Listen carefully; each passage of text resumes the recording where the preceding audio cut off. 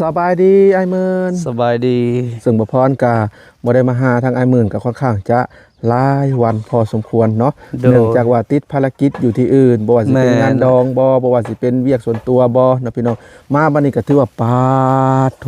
เนาะเรือนทางเพิ่นก็ได้แอมพาเรียบร้อยแต่ก็ยังบ่ทันได้แล้วดอกเนาะโดย3มื้อนี่แหละเนาะทางไอ้หมื่นเพิ่นเฮ็ดเนาะแม่นแหละมื้อที่1ที่2เพิ่นเฮ็ดผู้เดียวเพิ่นเนาะพี่น้องเพิ่นก็ใส่เส้นพาแล้วก็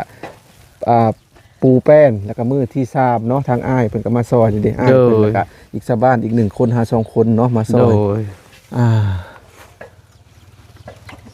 ถือว่าเพิ่นก็สิได้อยู่เฮือนหลังใหม่เด้ถ้าเฮือนหลังนี้แล้วเฮือนหลังนั้นก็สิได้มั่างลงบ่อ้ายหมื่นหรือว่าสิจูดทิ่มเลยบ่ได้จูดได้มายันว่าดีใจแล้วก็สิจูดทิ่มเลยเฮือนหลังว่าจูดก็คืองบที่ทางซุมเฮาสร้างไม้มันนี่ก็10ล้านกว่าๆได้พี่น้องเอ้ยล็อตแรกน่ะคือ8ล้าน5แสนล็อตที่2ก็ประมาณ2ล้านกว่าๆเนาะโดยจังได๋ก็ขอบบุญขอบคุณแม่ตู้อยู่ประเทศอเมริกาที่สนับสนุนทางส่งบ่พรแล้วก็ทางไอ้หมื่นนำเนาะโดย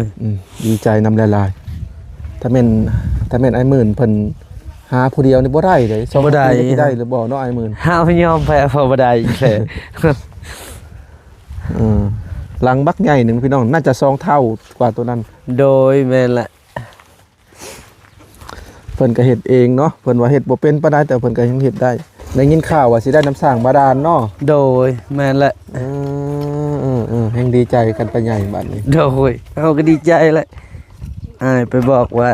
มีน้ำบาดาลก็ดีใจแหละเฮาก็อยากได้นี่สำคัญเนาะโดยอย่าเจาะไกลเด้อโดยนี่เจาะใกล้ๆบนนี่เลยน้ำบาดาลโดย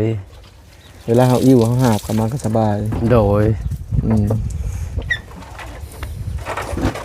ถึงค่อยบ่ได้เข้ามาหาเจ้าก็หลายวันพอสมควรเนาะโดยแม่นแหละเจ้าก็ไม่เวียกก็บ่ได้ไปหาละเวลามันมีเวียกก็ไปหาไปยามทางเมียเพิ่นก็กำลังแกงไก่สู่ผู้ที่มาซอยเนาะโดยเอาละไอ้หมื่นสำหรับคลิปนี้ขอสิขอตัวลำลาเด้อโดยมีแต่ว่ามื้อหน้ามื้อไหนจังสิได้มาหาใหม่เด้อโดยไปก่อนสบายดีสบายดี